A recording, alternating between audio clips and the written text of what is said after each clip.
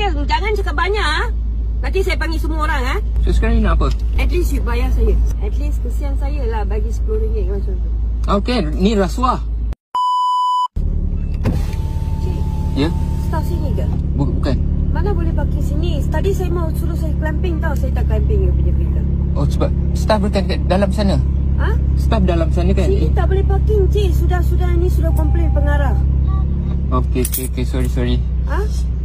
Sorry cukup ke? And then? Sebab I tak halang laluan. Saya kalau clamping macam mana tadi?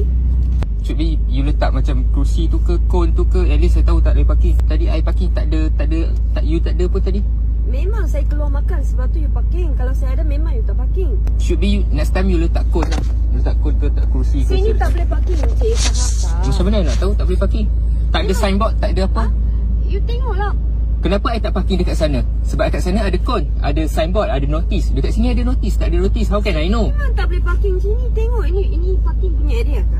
Ini parking punya area ke? That one parking punya area, ada kotak. Ha? That one motor, ada di kotak. Itu semua tak apa. Itu pun kena camping juga. Tapi sekarang tak ada motor parking. Dia orang bagi biarkan parking saja. Kalau saya clamping macam mana tadi? So sekarang ni nak apa? At least you bayar saya sikit. Why? Ha? Ya, saya panggil orang. Ramesh வந்துட்டாங்க காடிக்காரங்க வந்துட்டாங்க வெளியாக்க சொல்லிடுவா வெளியாக்கிடுவா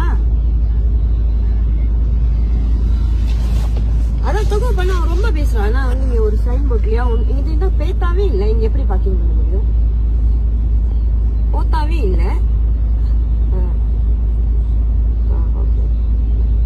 At least kesian saya lah bagi RM10 macam tu. Okay, ni rasuah. Tak apalah, pergi keluar. Tapi lain kali sini tak boleh parking. You nak climb, you climb. Do the law. Sebab you sudah sampai. Tadi saya nak tengok orang siapa yang ni siapa punya kereta saya nak. Itu saja.